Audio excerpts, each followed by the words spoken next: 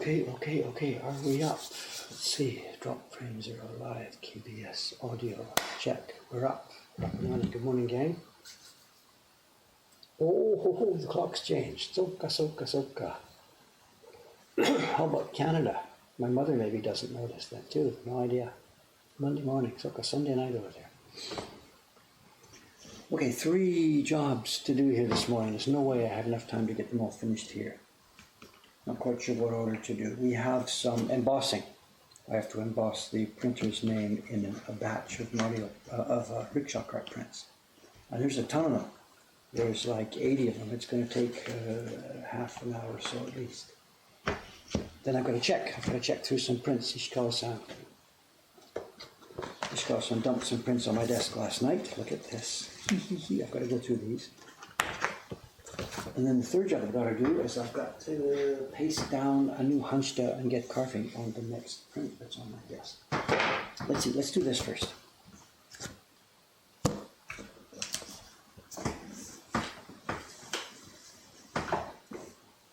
Let's do this first. I need a blank piece of wood here.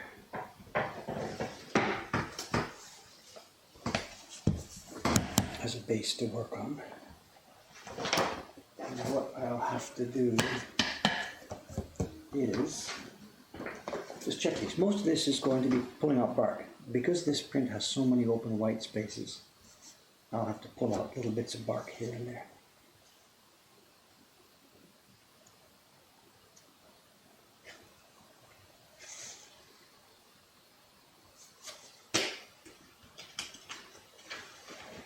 This is now the third batch that's come through. Kawai-san got his batch in first, then Dei-chan. They're all off to Ome being shipped.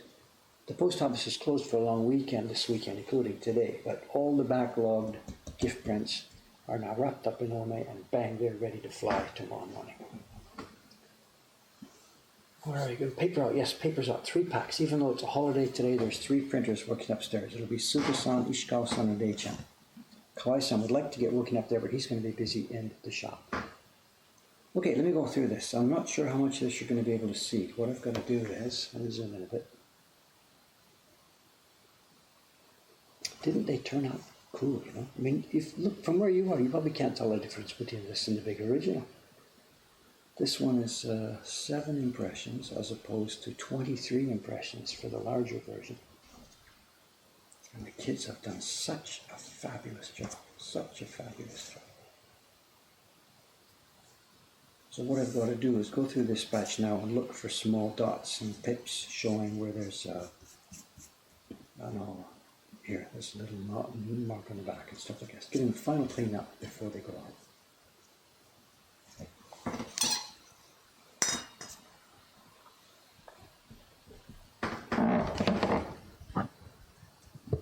I think they look great. I'm very proud of this.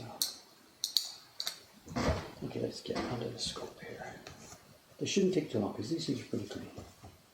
There'll just be a bit of cleaning here and there.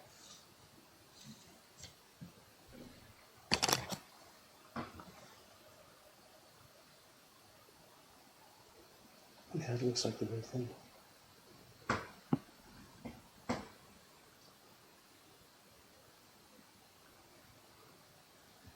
Before you start asking about the show and tell, I know a couple of things. Today's Monday. Cameron won't be here though. He's a kind of office type worker and he's doing the day off thing because today is actually a national holiday. And I think, if I understand, I think he is off on a private project this weekend. I think he's up in Yuzawa, off doing the interviews. He's interviewing a bunch of elderly people up there about their life over the past century and whatever. So he's got a private thing cooking on the side, and that's what he's doing this weekend, I believe. I need a base here for this. What can I do? I need a piece of paper or something.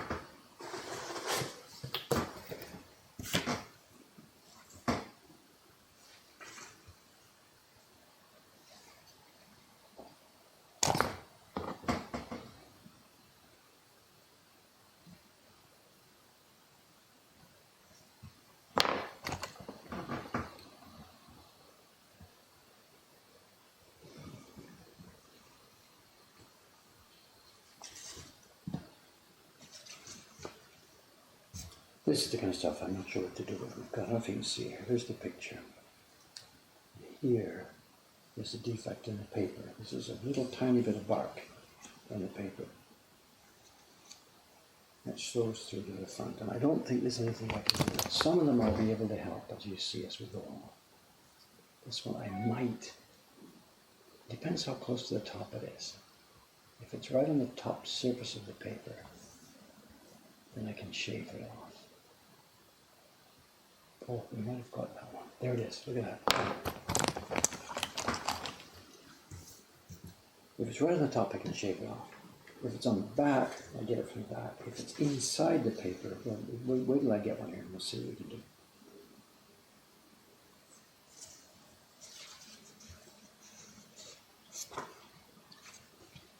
There's one there, if you can see it. See it now? If I hold the print up, it's really quite visible. Where is it here? It's right by my finger there. I don't know if it's going to be visible from where you are.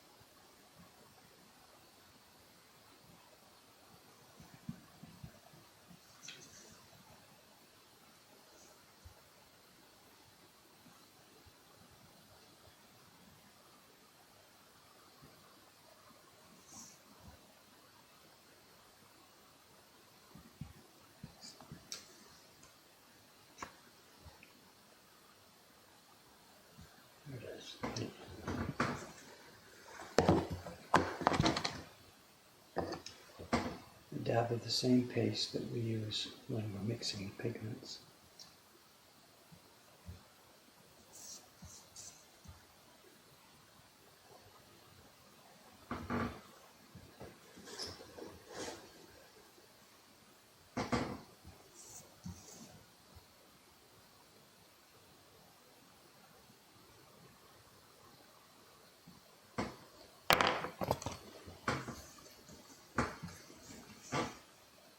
Invisible. Invisible mending. I should open a tailor shop.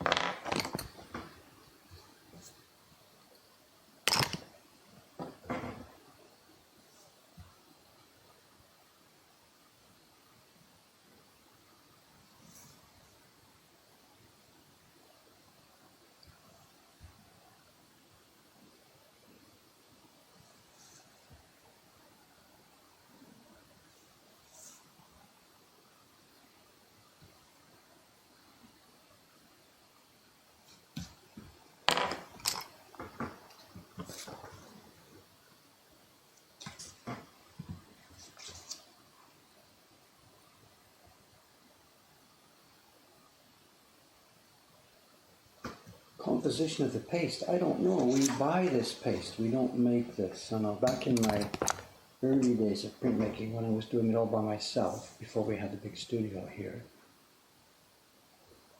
I used paste that was just cooked up from rice. One of the old printers showed me the recipe. And I didn't, I'm not really so experienced in the kitchen, but one of the old printers showed me, and my kid's mother, who was living with me then still, and she made once a week or so, or a couple times a week, she made for me the paste, cooking up from rice. You grind up the rice into like rice flour, and then you cook it up just like a white sauce. You know. She was really good at this. You cook it in a low heat and take it off the heat and put it back on the heat and take it off the heat and put it back on the heat. And just at the point before it becomes transparent is when you want to use it. But I'm really not very good at that. And, so what we use these days here is a commercial paste. It's stuff that's sold and used for putting paper onto shoji screens. And I actually prefer it to the one that we used to use made from rice, because I think this is more longer lasting. The actual paste made from rice it's food, you know, it's starch, and the bugs over the years I think are going to lose a big one. You can see it from the front, right? Well, we can see it. If I try and get it with a light shining from the back, you can see it better, but there's really a huge chunk of it. See it?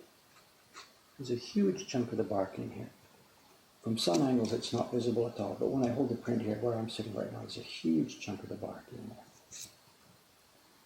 And that's right deep inside the paper. If I excavate from the front, it'll almost certainly leave a scar. But I think I can excavate this from the back, pull it out, and it'll leave a scar on the back.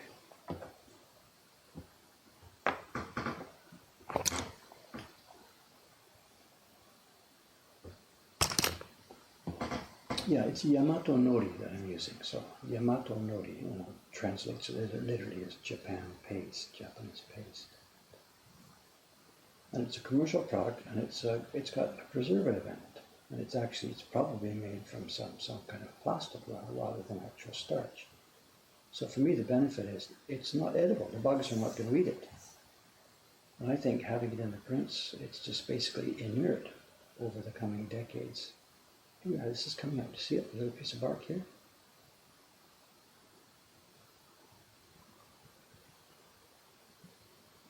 There it is. There's the bark out.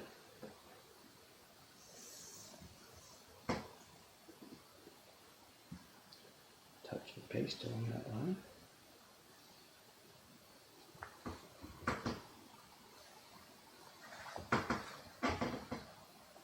Close it off. No stitches necessary. Cut the bark. There we go. Done.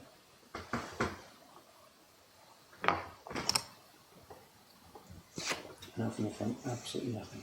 Maybe trying to find that same. Trying to find it, we wouldn't even be able to find it. Nothing. It's too bad. We shouldn't have to be doing this, but whatever. The paper these days is just quite different from what it used to be. There's no one.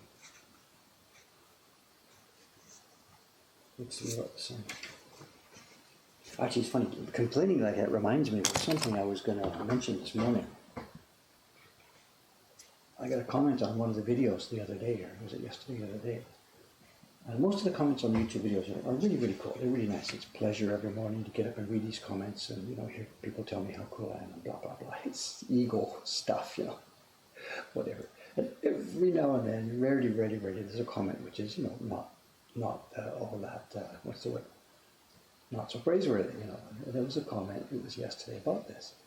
And I sat and looked at it for quite a while. I thought, oh, here we go. This is a good warning to me. Because the comment on the video was commenting about how much I was a crotchety old man complaining about stuff. And I get it. Sometimes on the streams here or on the YouTube videos, I was, the paper here is no good. It's not as good as it used to be back when I was a kid and blah, blah, blah, blah, blah. And I really have a sort of a fear as the years go on of becoming that kind of old guy who just complains and blah, blah, blah, And to see this person commenting on the YouTube channel that he felt I was already this kind of person, I'm not sure what word to use. I can't say it scared me a bit, but I realized maybe I'm going a little bit too far in that direction sometimes. So I gotta make sure I back off and try and keep happy and whatever.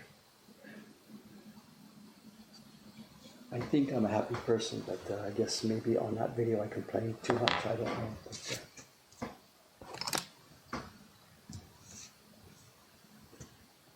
it's good.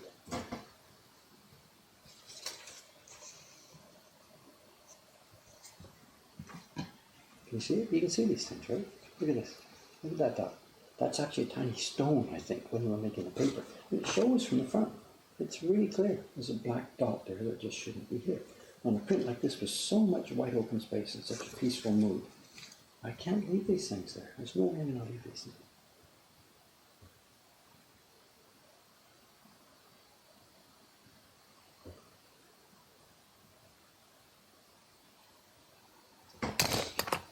Yeah, the crabbiness, that was part of my, we've talked about this before.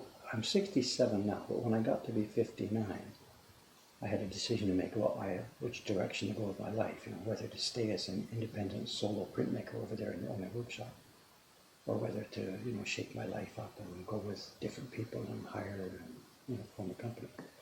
And one of the factors in the decision that I made was that I was a little bit afraid of sitting there by myself all over the years as I got older. Not afraid of being by myself, but afraid that it would be really easy to turn into that old guy in the room there grumbling and blah, blah, blah, blah, blah. But by making sure I worked in the middle of a bunch of other people, there would be people around me to keep me on that straightforward. Not sure what to do about that. And there's one there, but I think that's pretty small and pretty deep. I think I'd do more damage.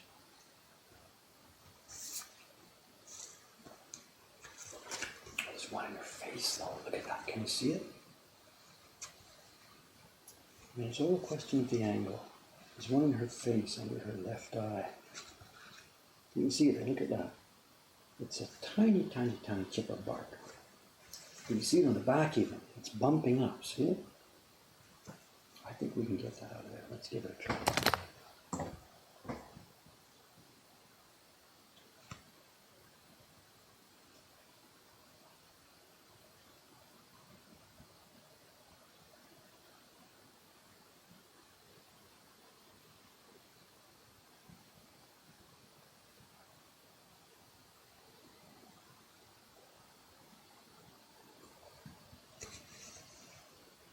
There it is.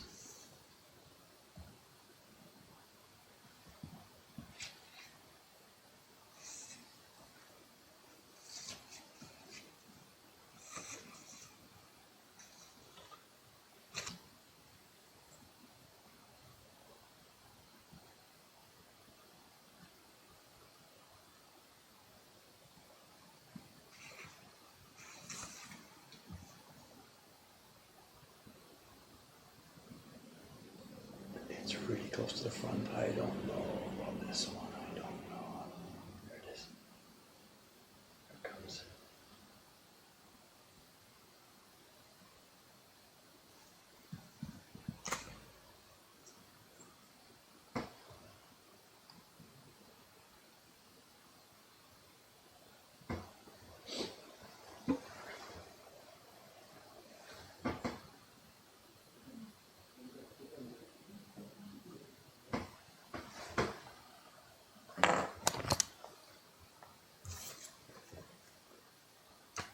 There it is. Keep on. Keep on.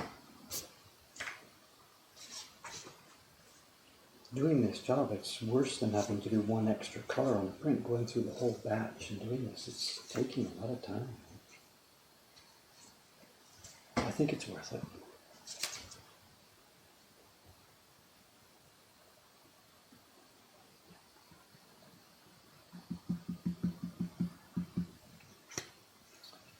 Every time I do this job on the street, of course, it comes up. People say, what are you going to do with the prints that you can't fix? And there's one. It's a big piece of bark. Look at that. It's so close to the surface you can see it, right? It's inside the middle of one of those flowers. But it's so close to the surface. I can barely see it from the back. So if I go in from the back, I excavate all the way down the surface. I think I'm going to leave that one. It's in a flower. Come on, is somebody going to see that? It's there. I think that one stays in. I'll do more damage trying to take it out.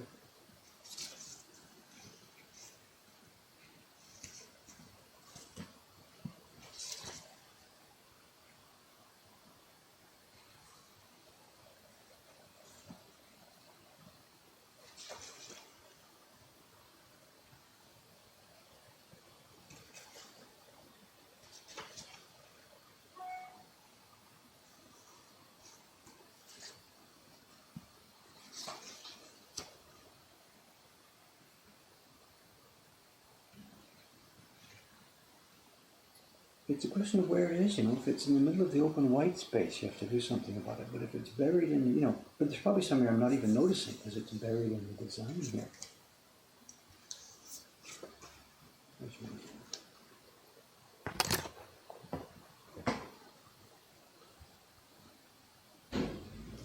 I'm being, what's the word? I forget the word. Selective in what I grumble about here, It's easy for me to say the paper is not as good as it used to be, and the paper used to be clean and all that kind of stuff. And it is, because when I look back at some of the prints I made in the Poets series, for example, they had huge open white backgrounds. And I've checked some of them, and the paper is clean and white, and there's very little garbage in it. So certainly during the years I've been doing this, it has declined a bit, the level of doing this. But having said that, we get lots of antique prints in our shop here. Older prints come through, prints from the 50s, 60s, 70s, 80s, and prints, of course, from the old days, the Taisho era, or Meiji era, or Edo era, whatever. And all the prints in our antique corner certainly aren't beautiful and clean and bright, because back then the people were buying all different grades of paper. You could get expensive paper, medium paper, and cheap paper. There was a huge market for Japanese washi of all types, of course. And there were different levels of it, different grades of it. Now it's just one family, sort of two families making this, and there's no choice anymore. Back when there was a choice, a publisher could choose to pay for a higher quality paper, or just go with the cheaper stuff because it was a quick and dirty job they didn't care about. So the prints in our antique corner here vary widely. Some of them have crap everywhere in the paper, and some of them are clean and bright. And it all depends on what the publisher thought it was worth paying for the materials he was going to use back then. These days we don't have any flexibility on it. The market is so small, there's so few producers.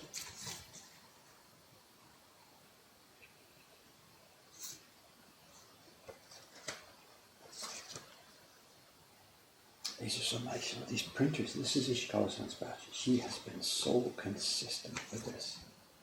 So consistent. This lady's a housewife. She came to us, 7 years ago. She didn't know anything about this. And now she's a really, really fine super printer. She's not capable of doing the large, giant, oban-size work. It's too physically demanding. But work like this, she's just lapping it.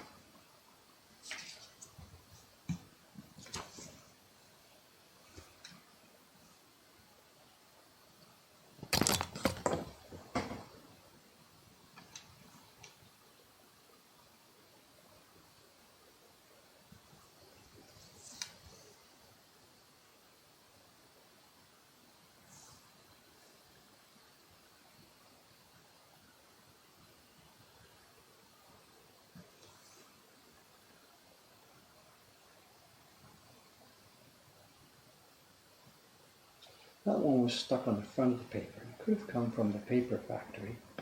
It could have been done maybe by me, for example, when I put the sizing on. Anything that's on the front of the paper, we have to be suspicious about. It could have been the printer. There could have been stuff on the printer's workbench, or maybe me when I did the sizing. The ones inside the paper are clearly from the paper manufacturer's problem. So I can't blame them for everything here. That last one could have been me when I did the sizing. A little bit of dirt in my sizing mixture. This one is the printer. She's, once you printed the black hair here, she got a bit of extra black pigment where it shouldn't go. So this is not only one size problem.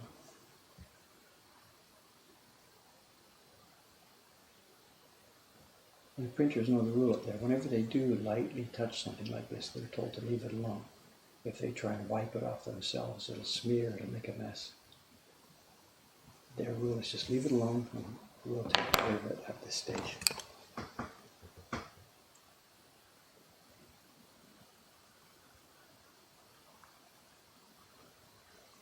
John was complaining about that thing in the flower there. It's all a calling, And you've seen it here because I pointed it out. I was sitting on a live broadcast saying, look at that problem. But would it be noticed if I hadn't pointed it out? I don't know. have to draw the line somewhere. I don't know. This one's right under the surface, tiny bit under the surface.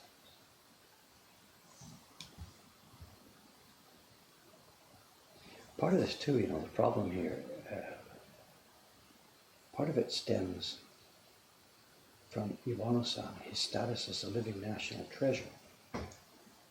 Years and years ago, I think, whatever, around near when I was first buying paper from him, this would be back in the late 1980s, he was made a living national treasure. And that sounds like a great honor. Wow, cool, he's a living national treasure. And as a benefit, the government pays you a sort of a stipend of, you know, X dozens of thousands of dollars a year. But there's a real downside for him being a living national treasure. When they do this, they come to his workshop, they take video, they take photographs, they interview him, they put it on a big book, and there it is. And the idea is preserving what he does. They took a bunch of his paper, put it in museums, and, you know, blah, blah, blah, blah, blah, blah. But the deal is he's not now allowed to change anything. His workshop is the workshop of a living national treasure. They can't renovate it, they can't replace tools, they can't do anything. And the place, honestly speaking, it's filthy. It's an old building that's, I have no idea, you know, way back, pre-war, maybe even back to Meiji or something, that the workshop that he works in. And it's wooden beams, and it's dusty, and it's dirty. And the tub where they make paper, I guess it's made of wood, and it's been there for generations, and they replace bits and pieces of it when they need to. But overall, the place can't change. Visitors come in, and there's the workshop of the living national treasure. And it's filthy. There's these big wooden beams up in the ceiling, and it hasn't been cleaned for generations. A truck goes down the street, and the vibration of the truck going down the street, you know, and tiny flecks of dust fall. You can't see them. I'm not, you know, it's not raining dust, but it's there, and it's in the tub. And here in the paper, I see it, these little tiny dots and flecks of dirt. Some of it's bark, they didn't pull it out clean, and the rest of it is tiny, tiny stones and tiny flecks of dirt. And I'm convinced it's from the general antiquity and dirty level of his workshop. And there's nothing really he could do about it.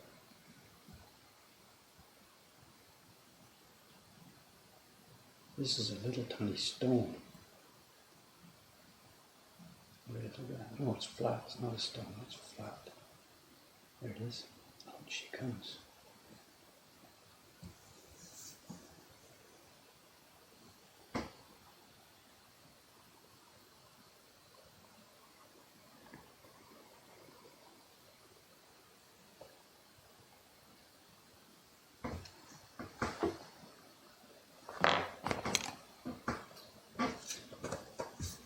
Am I grumbling too much? That guy in the other video was right. I don't know.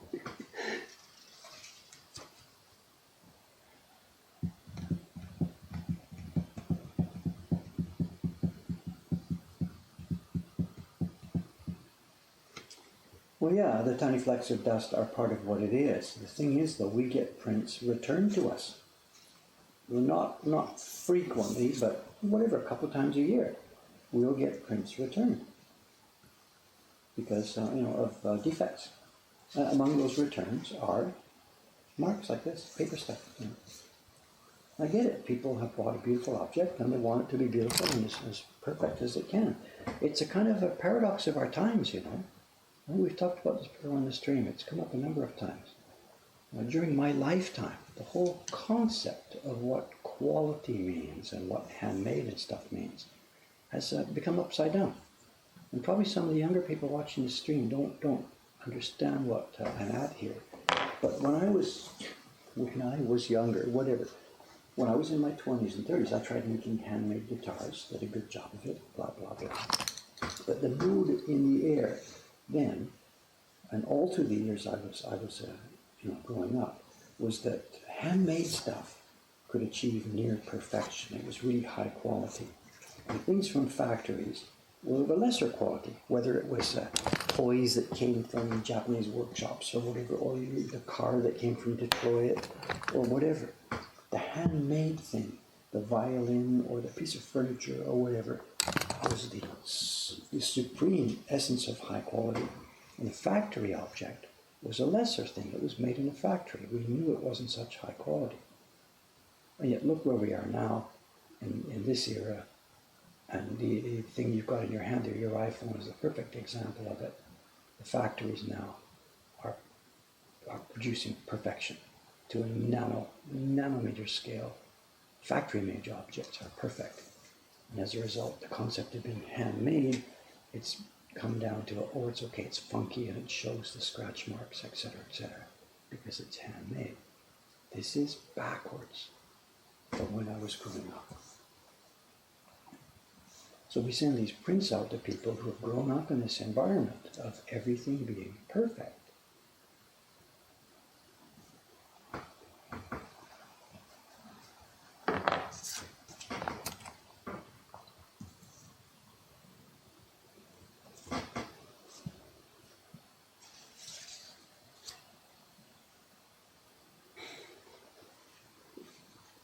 Now with 20% more of the National Treasure. That's okay, these are most okay, come on. I'm just getting rid of the most egregious examples. So can you see this one?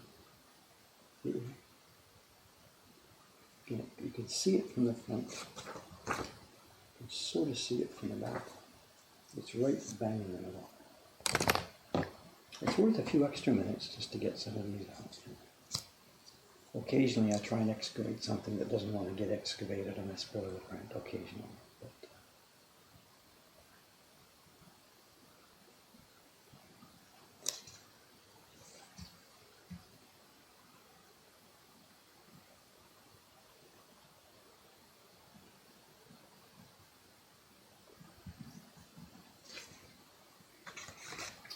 this one's close to the front, gotta be careful. If you go just a tad too far, boom, you go right through the paper. There it is. There it is. Bingo, out she comes. More still in there.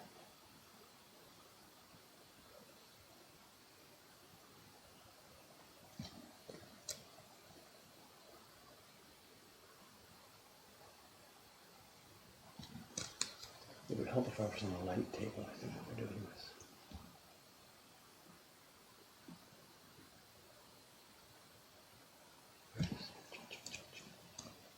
Okay.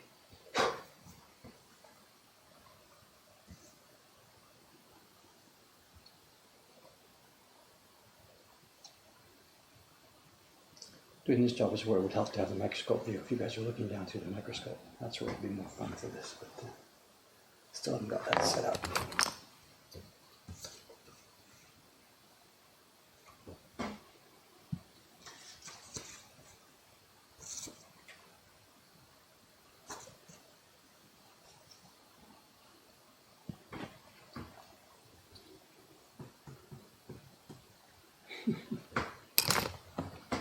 Slivers, Dave doesn't get slivers.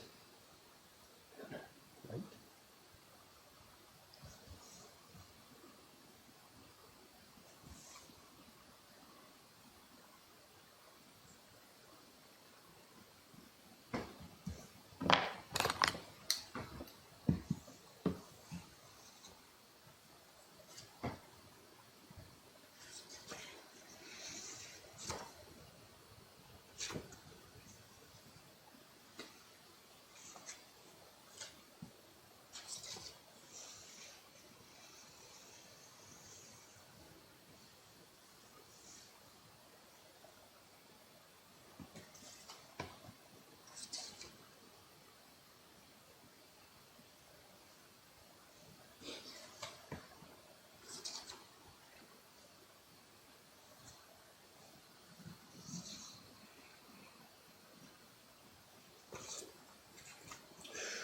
This is a tough one, I don't know. It's a very light spot, way deep in the paper. I don't think I can get that out without disturbing the front of the paper.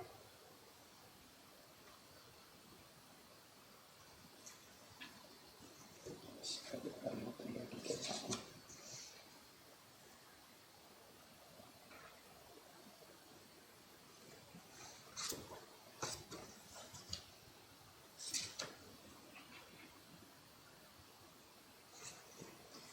We do this with all our prints, you know. You're seeing it here this morning, but every print that leaves here, yesterday and last night, I did this with a ton of other prints.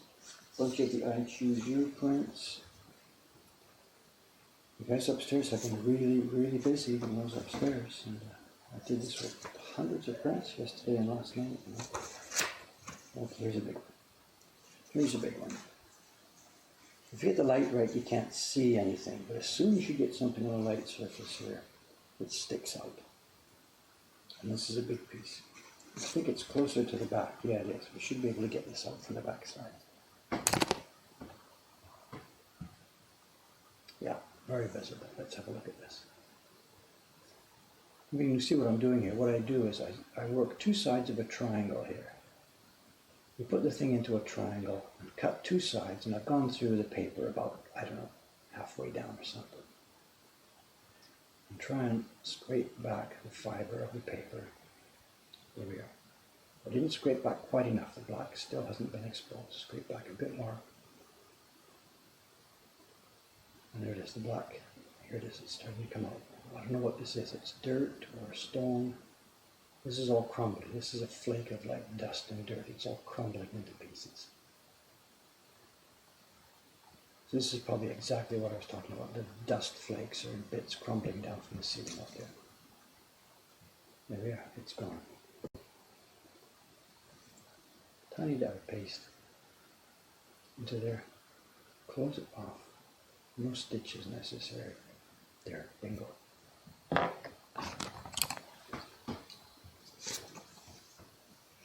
Now nothing, either from the front or holding it up to the light, nothing. I wish they were all that easy. Oh, but look at this, look at this, look at this. Because we've got one here, look at this. On the front surface. Not even visible from the back. Yeah.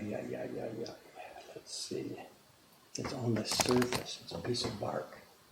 Yeah.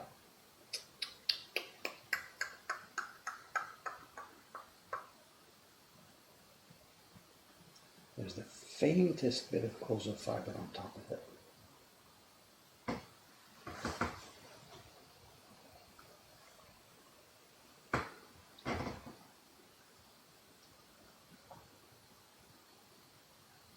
Look at this. This is colza fiber on top, which means we might be able to get away with this. There's the fiber.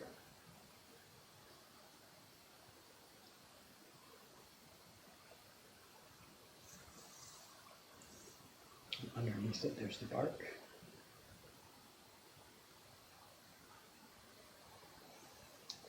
A bit more bark here. There it is. See it? There's our two pieces of bark. 1, 2. I don't think I can get any closer. I don't know.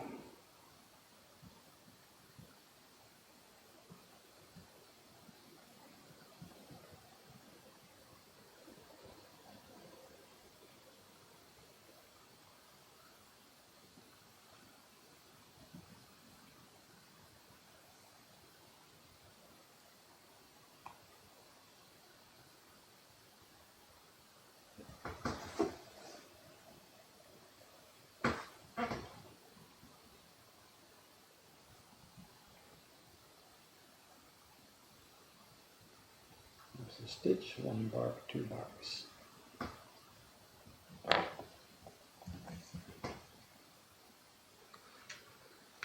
I think we're okay. There we are. Look at that. We got it. Come on, let's focus here.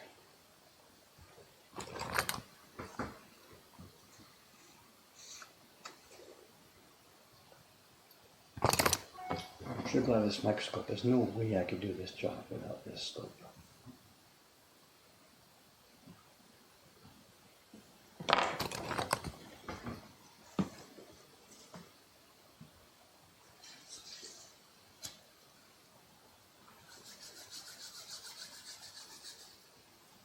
Yeah, the camera through the lens, I know, I'm sorry. We've tried that once and it's on my list of things to do. Just, you know, It's not trivial, I'm sorry, it's not trivial. We tried it. I've got, quite an expensive camera here. We set it up and did it.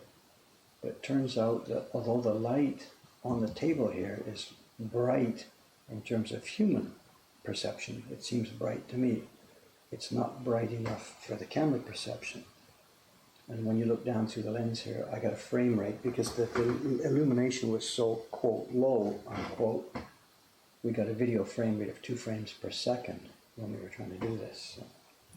So the only way I'll be able to get the camera rigged up on the top here is if I have a blinding illumination here at the bottom. And we can do that. I can buy some kind of ring light that shines down or something to do that. It's on our list of things to do, but it's going to be a while. I'm sorry. Oh, here we go. Look at this. See the one here? It's not visible when you see the print front sitting down. But if you put the print on some light surface, if you're putting it on a lighter surface, it shows. And certainly if you're looking through the print, it shows. Let's have a look here. Oh, there it is. It's close to the back. We should be able to get this. Let's give it a try.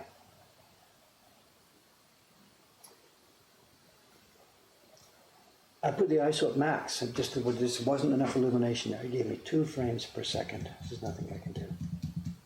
What's the question about Australia? Name of the printmaker based in Australia. There's a bunch of woodblock printmakers down there. Do you mean the guy who teaches it, Terry McKenna? He's the printmaking teacher Australian guy. He's now living here in Tokyo, in Karuizawa, near Tokyo. Terry McKenna was the printmaking teacher there. But other printmakers, there's lots. Tom Christensen near Sydney is a printmaker. There's lots of woodblock printmakers down there.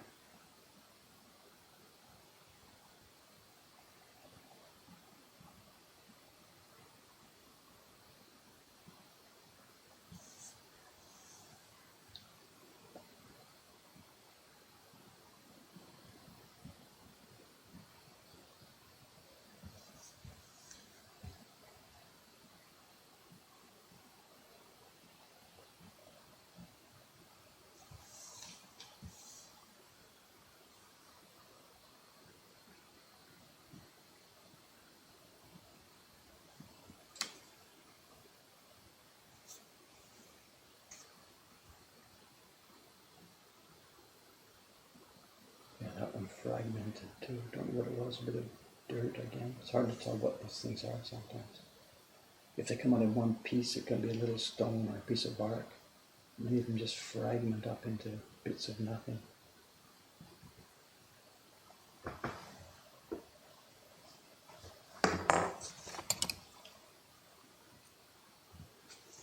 Nice, good. It's got another one, this one.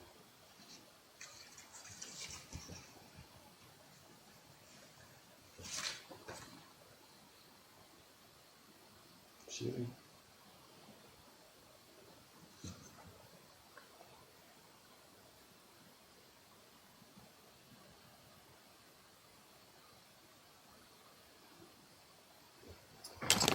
Yeah, that video camera, I mean, really, we tried everything. We tried all the possible settings on the camera. It was a kind of camera that screws into a mount here that looks down through a microscope. So it's not like a lens that we can adjust the apertures and adapters and all that kind of stuff on. It's got a set focal length. It had a set aperture, I guess, whatever. There really was very little we could do with it because it was designed to be shooting video through a microscope. It's not just a general purpose camera. And I tried and I tried and I tried every possible setting on the thing. I went back to the manufacturer with it. They said, "You're on your own, buddy, can't help you."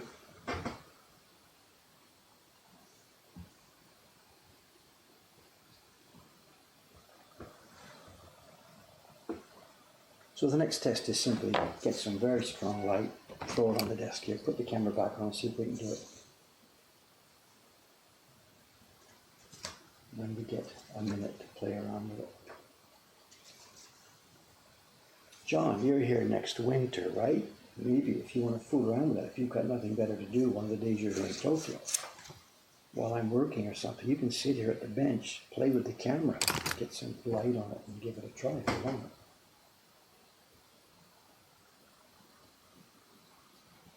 John, the cameraman, he knows how about that kind of stuff.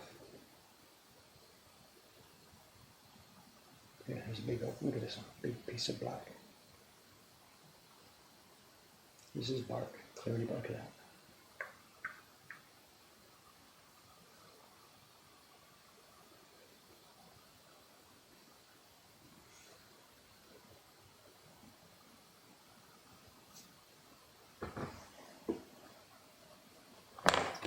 Glasses on, glasses off, glasses on. I think back in the early days of the stream, didn't somebody play a drinking game every time David took his glasses on and glasses off? Better not try that today.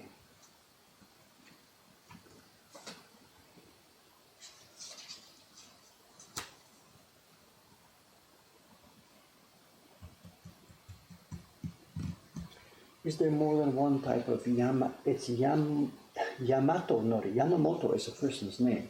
You're looking for Yamato nori, and it's a generic word. Yamato nori now simply means, Japan. Paste. Nori is the word for paste, and Yamato is a classical word for Japan. So I can't tell you exactly what you're getting there. I don't really know.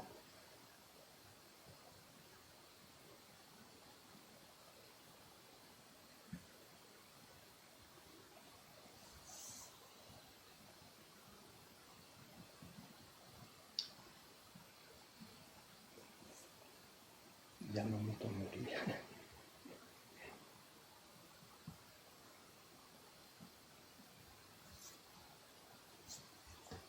Okay, almost done. We got about 5 or 6 sheets left here, so sorry about the boring aspect to today's stream here. You see that one? Look at that. Look at that. Look at that. Look at that. Where do we go here? It's close to the front. I hate those ones that are close to the front. Let's try it. Let's try it. Live dangerously. Oh yeah, it's quite visible. I think this should come up cleaner.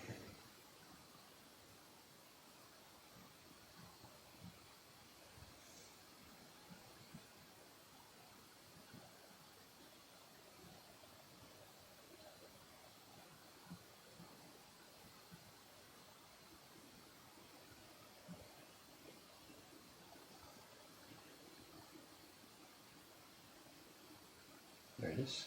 You see it?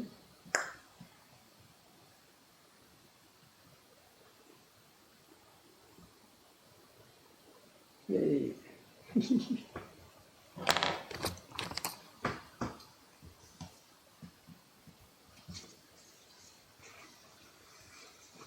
Perfect.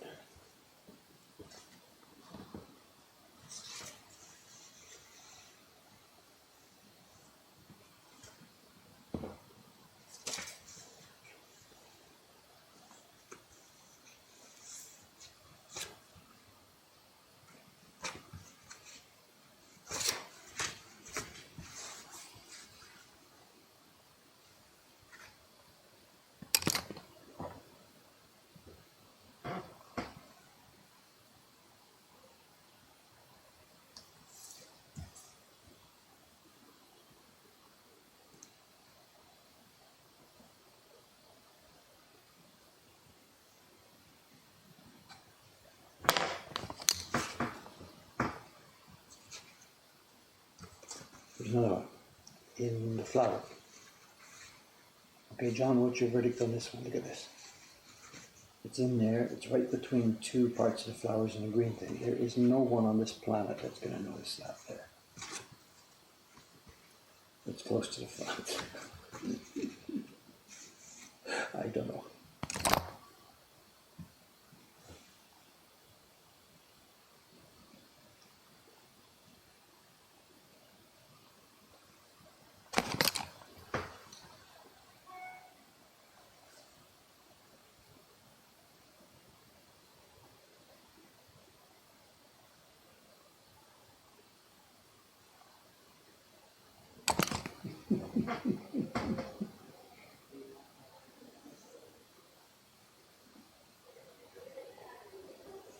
It's even the same color as the flowers dots. I should leave this one alone.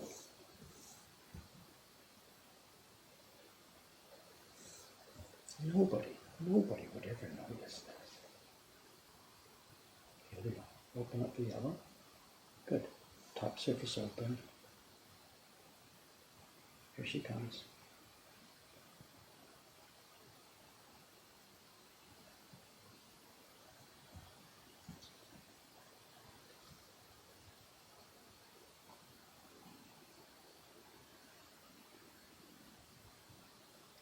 Double glue. Down she goes. Okay.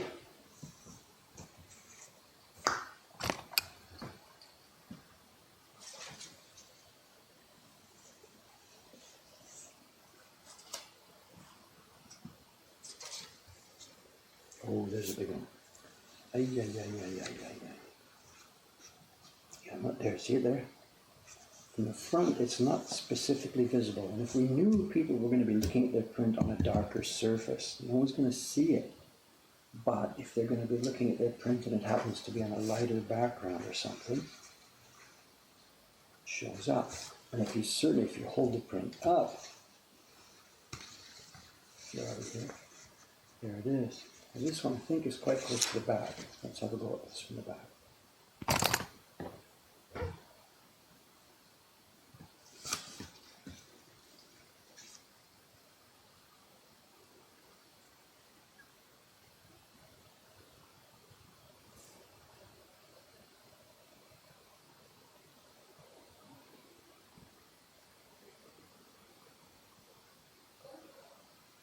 There it is, a big chunk of bark.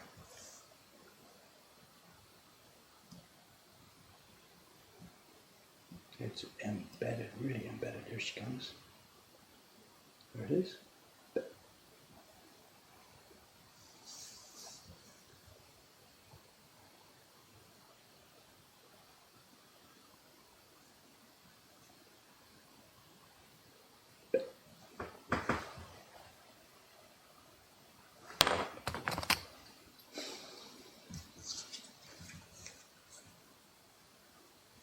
Wet spot now. That'll dry it out.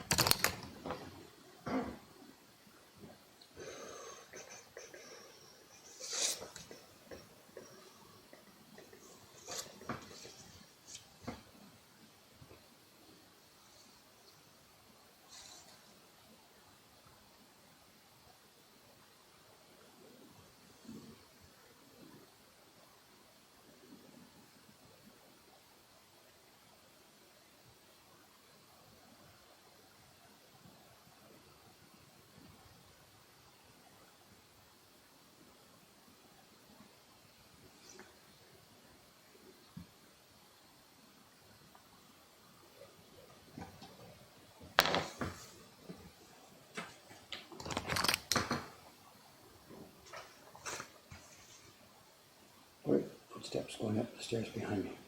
It could be Sugu-san, papers out for her, Sugu-san and Dei-chan and Ishikawa-san. And Sugu-san and Ishikawa-san are struggling the last couple of days.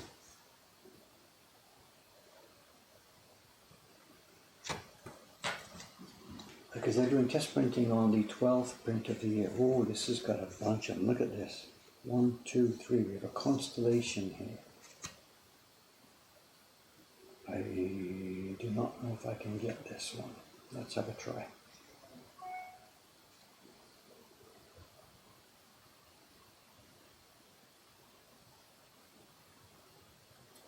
Missed that last one. 2 ago, 3 ago. What are we talking about here?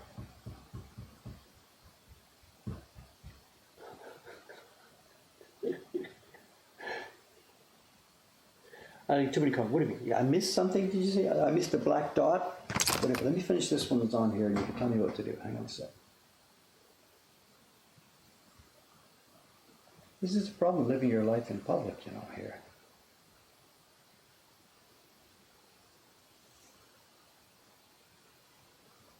If I never mentioned this stuff, no one probably would say anything about it. But once you talk about it,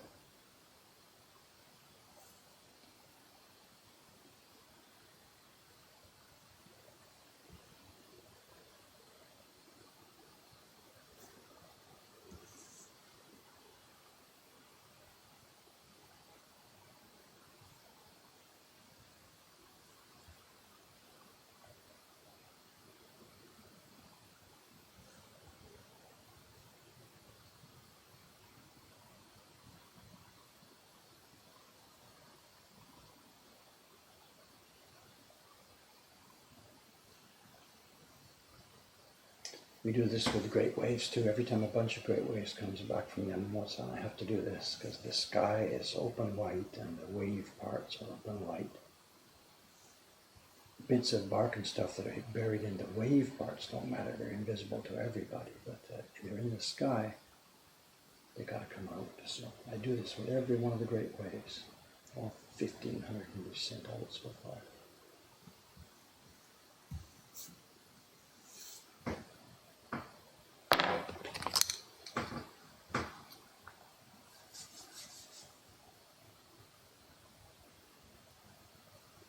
Right, actually that was the last sheet here. So if you guys want to count back, do you say I missed something?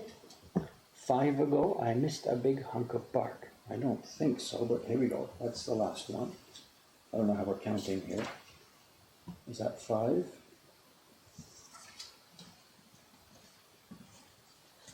4.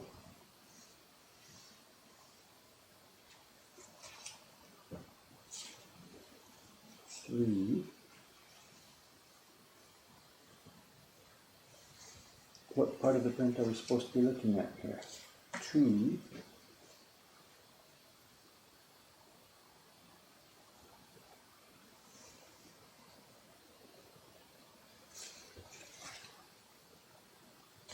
1.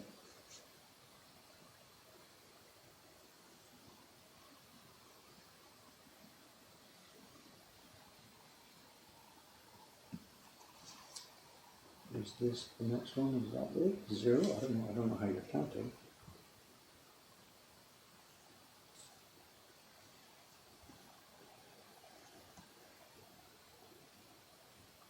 Go back one more in the big open area of the print.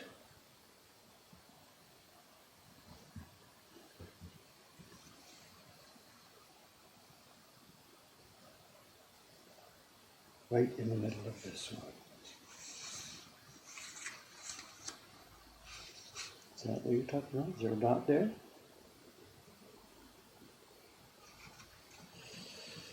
I don't know. I think I saw this one. I think I said I couldn't do it because it's too small and too close to the surface. I don't know. Is that the one we're talking about? John says bullseye. John Sam, I should just put your name on the back of this one. I don't know. Let me have a look.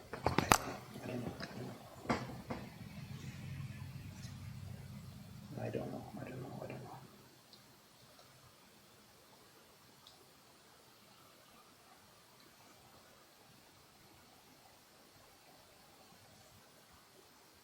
I thought he said a giant piece of bark, he said.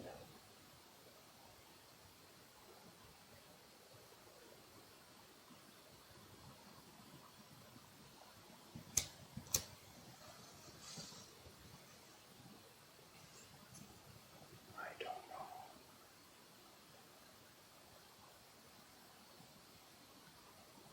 There is a fleck.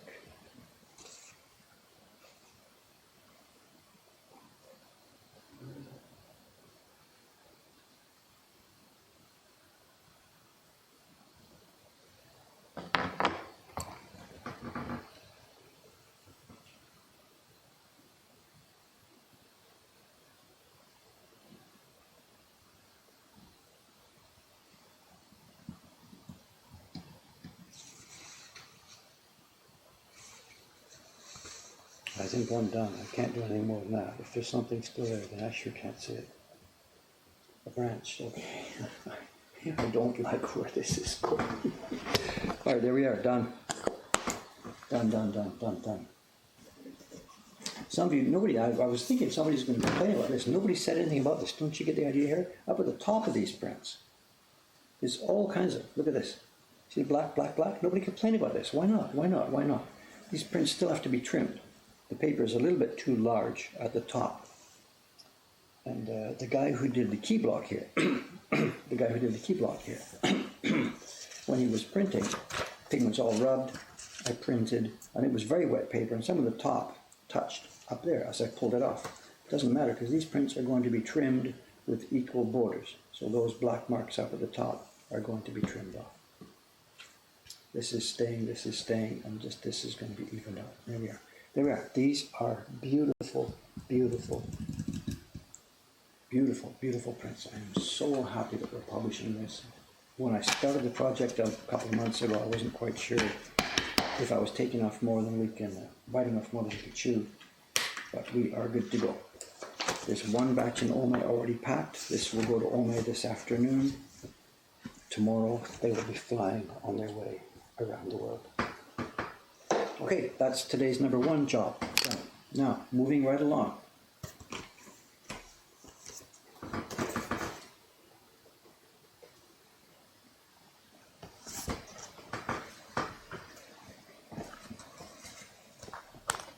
What time is it? 9:02. Crap, there's 3 jobs I was supposed to do today.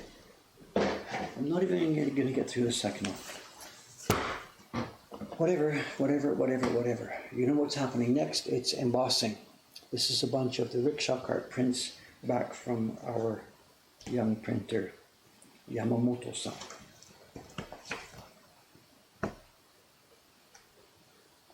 Now this batch has to be embossed right now. Jed's waiting for them to sign them, and we are out of stock of this in the shop. I screwed up my production planning. I didn't screw it up. We knew we were going to run out. Nothing we could do about it.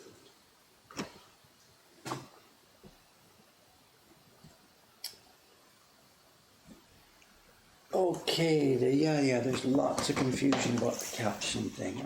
I sort of screwed up about this. For a couple of years now, over on the Mokuhankan website, we've had a login where you can make a Mokuhankan account and log in. That's been there. There's a login button and a log out button and blah blah. And it doesn't really do anything actually. We haven't really put much functionality in there. It turns out that if you go and do some shopping, it fills in your address automatically and stuff like that. But we haven't really done much with it. We don't force people to log in before they do any shopping. It's just been sort of a trial and whatever. When we set up the contest, the caption contest, a week or so ago, I thought, okay, what I'll do is I'll just use that Mokuhankan login. And then I had second thoughts, because that's actually tied into our online database, our subscription database, and our catalog and stuff like that. And I thought, if the caption contest gets big, we're going to have like 10,000 people all of a sudden dumped into my normal customer database. So I had second thoughts, and I set up a separate login for the caption contest, but didn't make it clear to people. So they went to the caption page, they tried to log in with their Mokuhankan login. And it, of course, didn't show who they were or what was going on at all, because it's a separate database. So after I realized it was going wrong, I then changed the text on the caption contest to make it clear that this is not the normal Mokuhankan login. So it's separate. Whatever login you created for the Mokuhankan website is no connection with the thing here for the caption contest. I'm sorry. I should make another post about it or something or whatever, I don't know. But, so the caption contest, just make up something else. We'll still need your email because we've got to know how to contact you, if you're a winner and stuff like that. But they are separate, I'm sorry. Okay, here we are. This is our typical, normal, what we call jushiban in Japanese, and what is called polymer plate in English. Yamamoto-san has made another beautiful batch of rickshaw cart prints. Is there a way to log out? In the Mokuhankan thing, there is a way. The login button changes to log out when you're logged out. For the new one, for the caption contest, I didn't do it that way. because what happens is it's kind of a built-in two-factor authentication. There's a verification code that's set. We're trying to stop people from voting extra times once the voting starts. So on the caption contest, when you log in, it's your login and password, but it sets a verification code in a cookie. And if you log out, the verification code is erased and it has to reset it, not knowing who you are. So I hid the logout button. If you actually do want to log out, no problem. Go to your browser settings and kill the cookie from Mokohankan. Kill the Mokohankan cookies, and that will log you out. How many of these prints have been produced? Mokohankan manager page, inventory overview, UQA heroes data, loaded, rickshaw car prints. Sold to date, 1,532 prints sold to date of the rickshaw car print. And the blocks are still in great condition. Look at this. The lines are sharp, the eyes are clear, his beard is, his mustache here. Look at this, look at this, look at this. 1,500 copies to show. And look at the lines here. They're clean and sharp. The registration, look at the small lines, the fingers, the claw, the lettering. It's still perfect, freaking perfect. And it's because of the way we do this. We don't let our printers make their own pigment. We force them to use what's called bokuju, the calligraphy ink, commercially made calligraphy ink. And when we first tell them to do this, they're all like, I can't do that, that's junk, it doesn't make a good rich black. And we say, perfect, I don't want that stupid jet black that the 20th century printers all use. And thick ink they've made themselves, which wears out the blocks like sandpaper. 1,500 copies, and I cannot tell the difference between this one and the first one we published back in 2012. If I had the block here, I guess under the microscope it would show round, it would show some level of wear. But the prints show nothing. 1,500 copies. I have no idea how many we're going to be able to get from these blocks. Anyway, to work.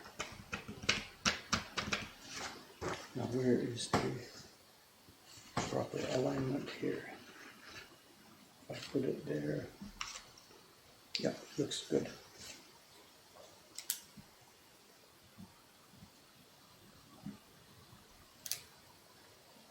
Okay, for those of you who haven't seen this before, what we're doing, there's a polymer plate with my name, Horiburu Suri Yamamoto Shun. We're going to slightly, tinily damp the corner of the paper there on a piece of wet cloth. In she goes.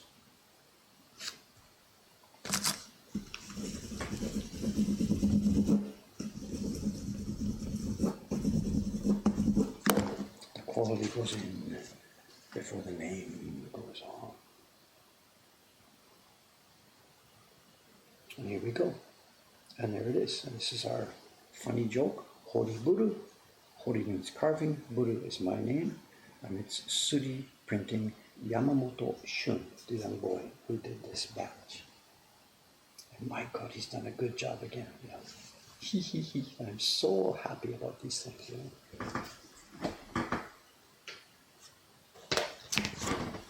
Out you go. Okay, we got a good camera angle here.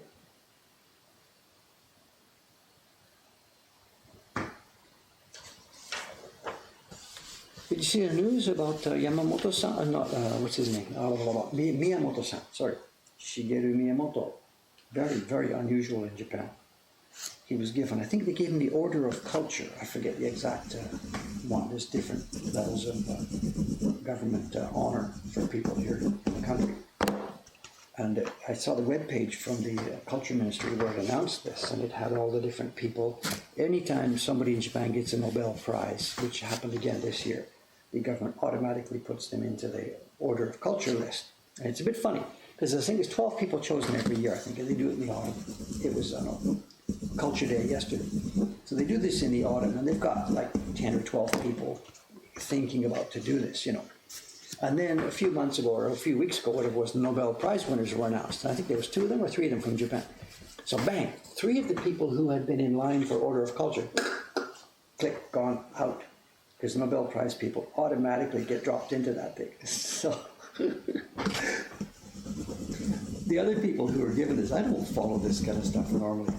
They're normally only given to old elderly painters or an architect who's famous around the world or something like this. And you got to be like 99 or 97 or whatever to get this thing. And the pictures are in the newspaper every year of the ceremony where the emperor, puts the pin on the guys or hangs the medal on their neck or whatever.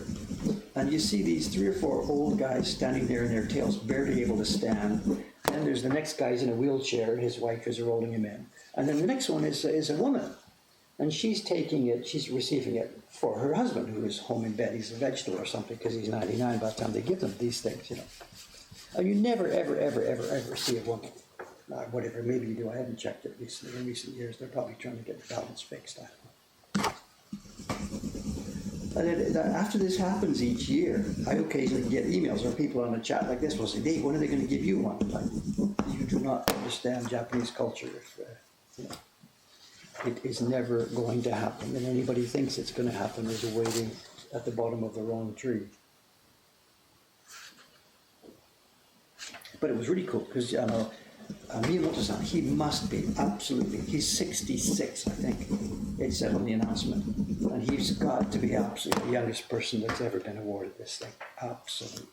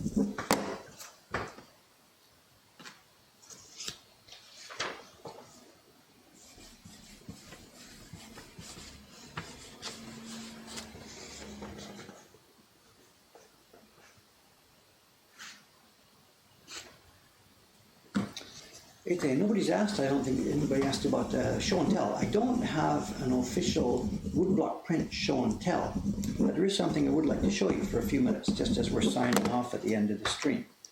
I have a graph. We hit some numbers the other day. November 1st here was our 5th anniversary. And the evening before, I did the bookkeeping, or I totaled up the bookkeeping for October. The bookkeeping here is pretty much automatic. But I took the October numbers, which had come from various sources, and I put them into my master spreadsheet here that I keep. I noticed something about the numbers, and I thought, no way is this happening. And it wasn't quite there on the evening of October 31st, but we were within a smidgen of it.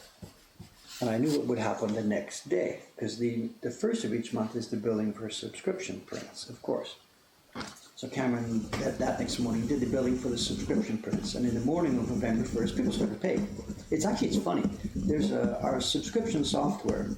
Cameron has turned off most of the sounds. You guys, long viewers here, my software has sounds and zaps and dings and stuff. It bothers Cameron. He doesn't really like it. So he's got most of them turned off. But one of them is left on. When a PayPal payment clears and drops into our software, and it sends the message to Ome that print can now be shipped, it makes a little ding in the software, and he hasn't turned those off. And every time the first of the month comes around, he flicks the switch to send the automatic emails that remind subscribers that there's an invoice online. And always there's some people who happen to be at their computer at that moment. So within seconds of sending out the email to all the hundreds of subscribers, the dings start to happen. Ding, ding, in another few minutes, and ding, ding, ding, as people head to PayPal and pay the payment for their subscription. So November 1st in the morning, we're sitting there, and there's this flood of ding, ding, ding, dings, ding, dings. And I look at the graph for the sales. Let's pop it up now. Don't need to wait for show and tell. Cameron's not here today because it's a national holiday. He's up in Yuzawa, in Niigata, interviewing old people. That's his idea of fun. Let's just show this. Here's the graph of our revenue since 1989, when Dave was a single craftsman. And on November 1st, 3 days ago, which was the 5th anniversary of our success shop, the current year's revenue. Good morning, what have I son? Hello, hello. The far right, this is year by year by year by year. So the far right-hand column is 2019 to date, year to date. And the column beside it, 2018, is the full year of 2018. So what's happened is, as of November 1st, we hit last year's revenue. And it's sort of good news and bad news. It's good news that we're growing. And slightly disappointing news, I'm half joking here, is that the previous year, 2018, was almost exactly 150% bigger than the previous year. Then that year, 2017, was almost exactly 150% up over the previous year. And we were thinking, 2019, are we going to be 150% up? And no, it hasn't happened. And you can't maintain that level of growth. But yeah, and the Success Shop is growing, but it's not quite up to where it was last year. Subscriptions, look at it, the yellow part is subscriptions.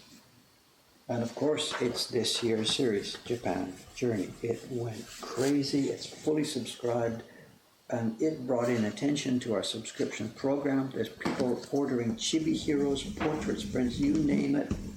Yokai Face-Off is still popular. Tsushima-san and Ome just all day long, just prints and prints and prints, Chibi Heroes and portraits and stuff like this. The red part of the column is this, it's Ukiyo Heroes, these things going out to Jed. That's the red part of our revenue. The green part at the bottom is online, general online sales, and the blue part, which no longer exists, is Dave's personal printmaking, which of course is now gone. It's history. So, and we usually do not most of our business, we do, I don't know the percentage, it's like 20% of our yearly business is in the last 3 months, October, November, December. So yeah, so the next 2 months is going to really climb here. But we're not going to make 150. We're at 100% of last year's now. So to do 150% of last year's business means in the next 2 months, we have to do the same that we've done in the last 5 months. And that's not going to happen. So we're not going to hit that 150.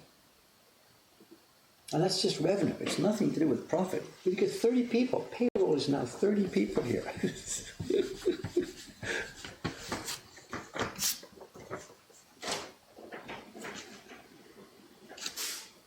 Get us on. Good morning, good morning.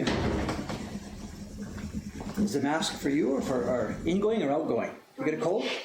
My voice is barely existent.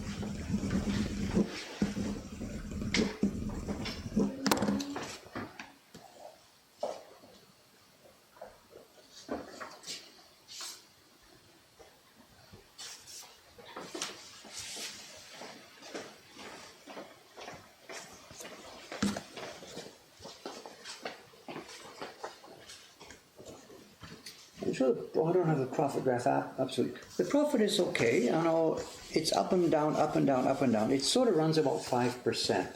It's hard to say. Because what we've done, because this is what we call Kojin Jigyo, on a personal business, it means whatever's left over at the end of the year, that's my income. The gross revenue you saw there, the staff salaries come out of there, but there's no pay for Dave. Not because I'm trying to be funny about it, but because it's a proprietorship, you can't actually put money from the company into your own bank account, as in paying yourself. It's just your left pocket to your right pocket. So I don't get paid, quote, month by month. Whatever's left at the end of the year is counted by the tax people as my personal income.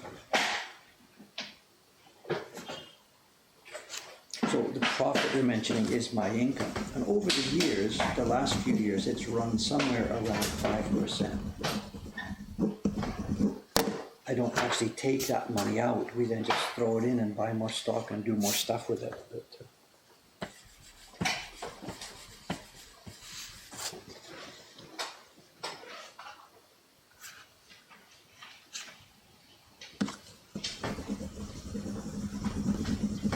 There's lots of graphs that would be fun, you know, to show that, and then to show the percentage of sales that are overseas. And we've got a three-legged tripod here. You saw a bit of it in that graph there. The purple, well, there's four colors, Nick: purple, yellow, red, and green. Up to the last couple of years, if you go back to say 2016 and 2017, you can see it's more of a three. In 2017, about 1/3 is purple, 1/3 is green, and 1/3 is orange, you know, closer to those proportions. But the Asakusa shop, since we opened downstairs, has been growing in proportion. So the Asakusa business is growing bigger than our online business. And Ukiyo Heroes actually is down a bit this last year.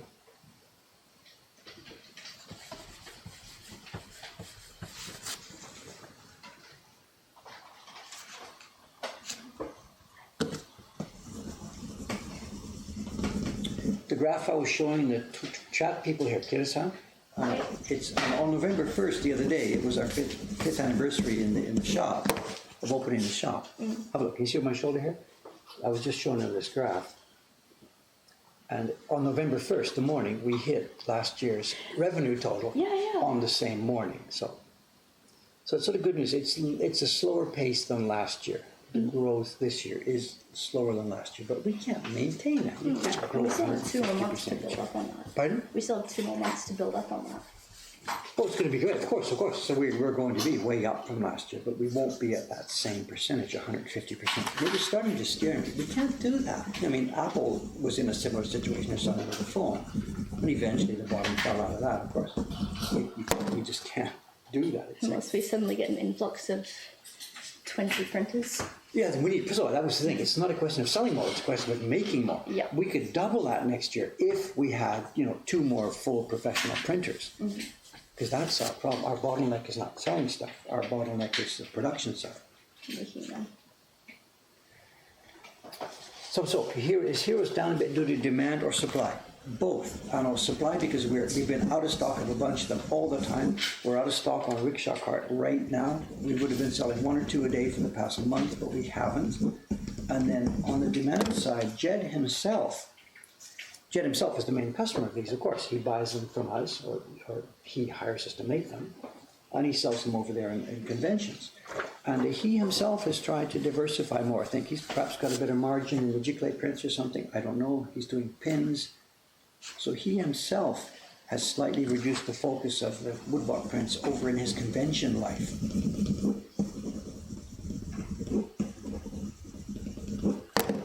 But I'm not worried about it at all. This is a classic design. A bunch of these are classic designs that will just live forever and ever and ever. Ukiyo Heroes for us is the gift that just keeps on giving. Kai-san, good morning. まだ体験編全然見てない。ハキとか触ってないです。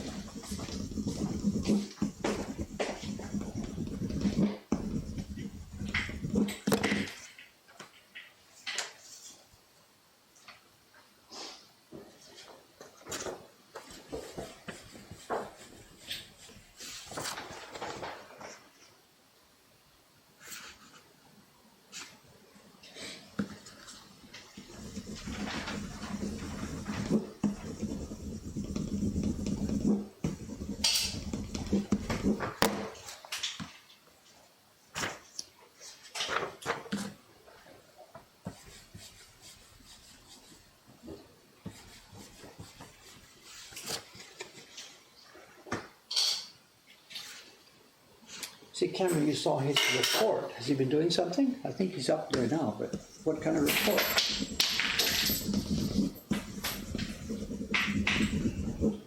He made a report to his campaign backers. Is that what's happened?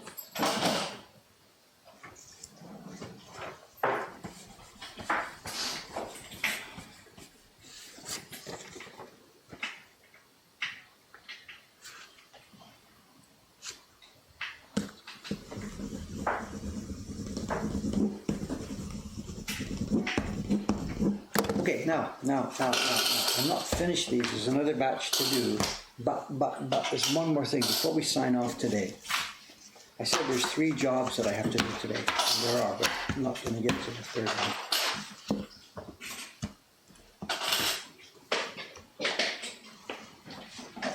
The next job on my desk here to get started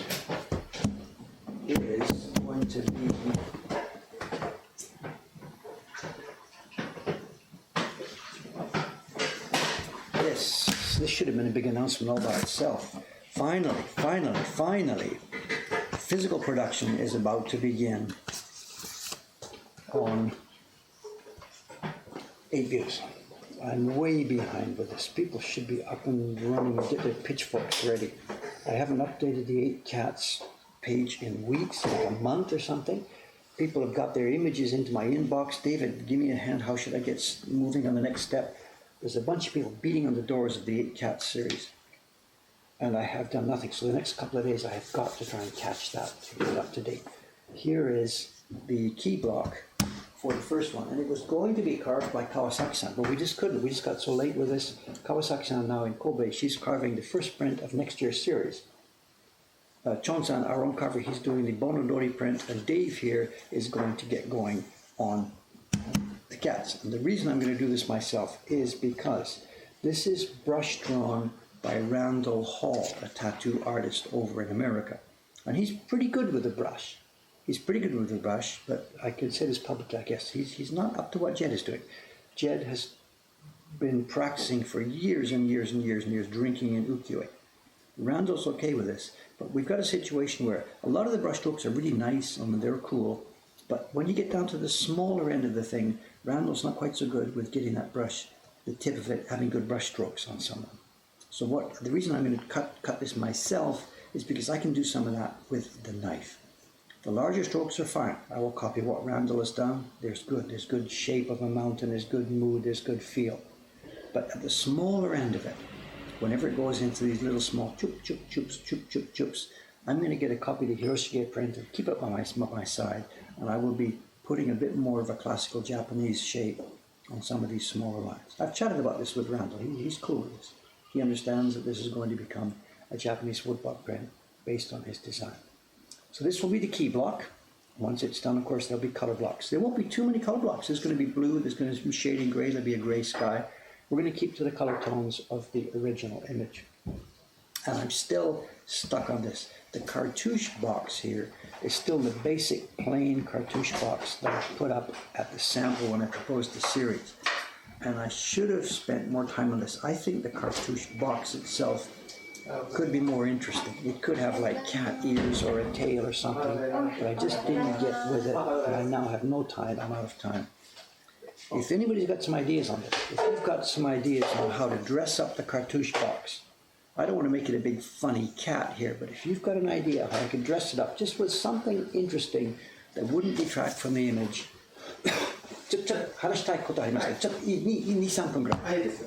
猫のオモハン、これから放りますが、ちょっと今これからです。Okay, that's it. We're out of here. It's 9:29. Make it look like a litter box. Yeah, maybe. Okay, anyway, any ideas at the moment? I'm out of time with this. It's like been hanging around for 6 months. I could have put a call out for public information on this before, but I didn't, and here I am now, and I have to start carving right now. I'm out of here. Thanks very much. I'm off for Tuesday, Wednesday. I'll be back here Thursday morning. You know what I will be doing, I think. Thanks for this, guys. Not so interesting today. See you on Thursday. Stop streaming.